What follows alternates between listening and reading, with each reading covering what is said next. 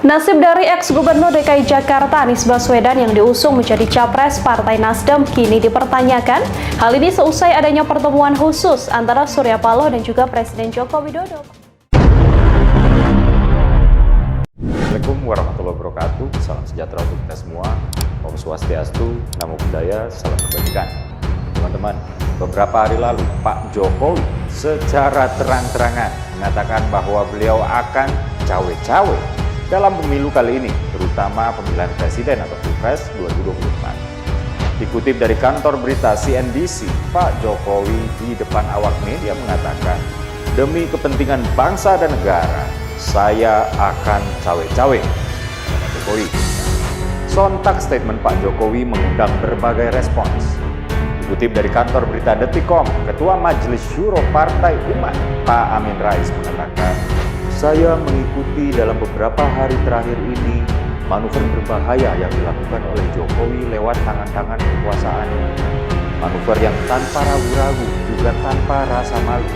Kata Amin Rais ya, seperti dalam video, Pak Jokowi hentikan manuver politik Anda di kanal YouTube Amin Rais Official lalu. Nah, sementara dikutip dari Kompas.com, bakal calon presiden atau baca pres yang diusung Koalisi Perubahan untuk Persatuan atau KPP, Pak Anies Baswedan mengungkapkan kekhawatirannya akan dijegal di Pilpres 2024 usai Presiden Jokowi akan cawe-cawe. Kekhawatiran kriminalisasi, tidak netral penyelenggaraan pemilu, caleg-caleg yang dapat kelakuan tidak fair, calon presiden yang dapat kelakuan tidak fair, potensi terjadinya kecurangan. Semua itu dikhawatirkan muncul akibat adanya pernyataan bahwa tidak netral dan cawe-cawe. Kata Pak Anies Baswedan dalam konferensi pers di Jakarta Selasa 3 Juni yang lalu. Cawe-cawe, teman-teman, dalam bahasa sehari-hari berarti ikut-ikutan. Nah, sebetulnya apa sih yang dimaksud Pak Jokowi dengan cawe-cawe?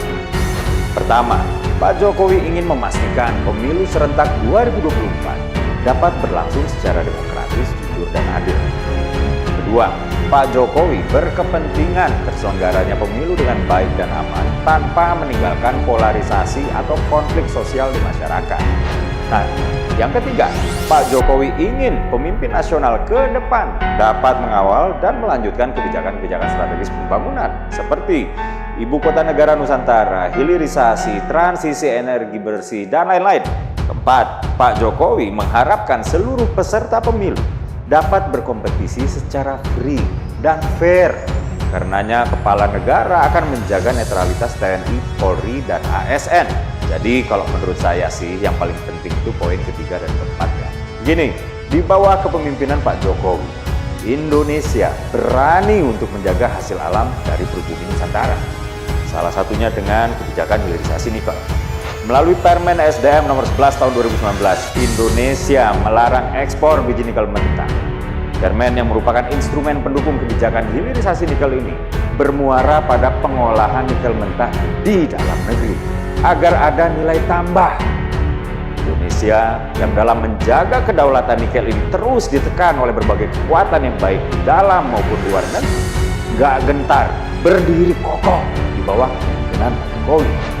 Nah, kemarin nikel sudah, kini boksit akan berlakukan hal yang sama. Hasil dari kebijakan hilirisasi nikel ini ya, dengan sudah dibangunnya 15 smelter nikel, salah satunya terasa di Maluku Utara. Karena kebijakan hilirisasi Maluku Utara sepanjang tahun lalu tumbuh 27% atau yang tertinggi di dunia pertumbuhan ekonomi untuk level provinsi. Baru di era Pak Jokowi juga, orientasi pembangunan Indonesia nggak lagi Jawa sentris, melainkan Indonesia sentris. Catat, Indonesia telah menyelesaikan 66 proyek strategis nasional ya atau PSN dalam kurun waktu 2016 sampai dengan 2021, di mana distribusinya memperhatikan prinsip 3T, yaitu tertinggal, terdepan, dan juga terluar. Maka nggak heran, rasio nilai investasi PSN terhadap jumlah penduduk yang paling tinggi itu berada di Indonesia, merujuk pada data Kemenko Ekonomi RI. Teman-teman, pembangunan berorientasi Indonesia sentris ini sudah mulai berbuah manis, terutama di Indonesia Timur yang selama ini sering terlupakan.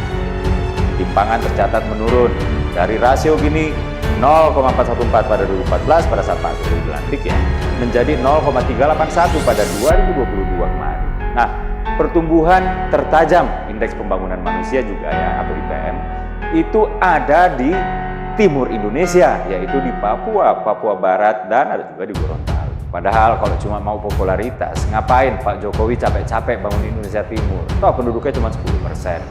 Mending fokus aja di Jawa dan di Bali ya, penduduknya aja udah 60% sendiri. Nah, itulah yang membedakan politisi dan negarawan. Bagi saya, pernyataan Pak Jokowi hanya ingin memastikan kepentingan nasional tetap berjalan setelah periode kepemimpinan selesai. Tudingan oposisi bahwa cawe-cawe Pak Jokowi ini mengandung indikasi kecurangan juga nggak berdasar. Apalagi Pak Jokowi dengan tegas menyatakan bahwa cawe-cawenya itu dilakukan di jalur politik, bukan dengan pendekatan militer. Akui aja lah, banyak yang takut dengan cawe-cawenya Pak Jokowi karena memang tingkat kepuasan masyarakat terhadap kinerja Pak Jokowi itu tinggi sekali, di atas 80%. Tentu, kepuasan masyarakat yang luar biasa tinggi menjadikan Pak Jokowi begitu kuat secara politis. Sekali saja beliau mengekspresikan dukungannya kepada salah satu capres yang lain pasti bergetar ketakutan. Sebagai pembanding, tingkat kepuasan masyarakat terhadap Presiden SBY 1 tahun menjelang berakhirnya masa jabatan beliau selesai itu berada di 40,5% menurut Poltreking Institute merujuk pada kantor berita Tempo 2013 silam. Nah, inilah yang membuat endorsement Pak SBY nggak memiliki pengaruh politik yang kuat. Lawang sebagian besar rakyat nggak puas sama performa pemerintahan SBY itu.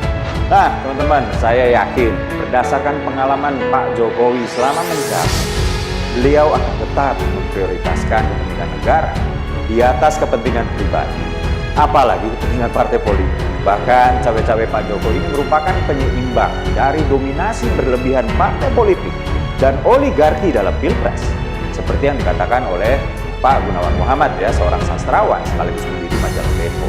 Beliau bilang, mengapa ada cawe-cawe?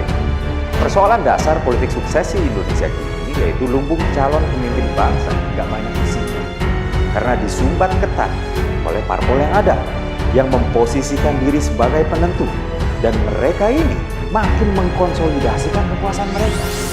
Itulah sebabnya Presiden Jokowi cawe-cawe. Itu caranya melonggarkan cengkeraman parpol dalam menentukan capres. Itu kata Pak Gunawan Muhammad ya. Nah, buat saya sih, selama cawe-cawe ini nggak berarti menyalahgunakan kekuasaan dalam artian memakai perangkat negara seperti militer, kepolisian, KPU, kementerian atau lembaga negara. Cawe-cawe ini nggak bertentangan dengan undang-undang manapun. Ini kan oposisi takut aja karena tingginya kepuasan masyarakat terhadap kinerja Pak Jokowi dan juga sulit untuk mengalahkan kekuatan endorsement dari Pak Jokowi. Mendukung penuh langkah Pak Jokowi cawe-cawe di pemilu 2024. Kamu gimana? Tulis di kolom komentar. Wassalamualaikum warahmatullahi wabarakatuh.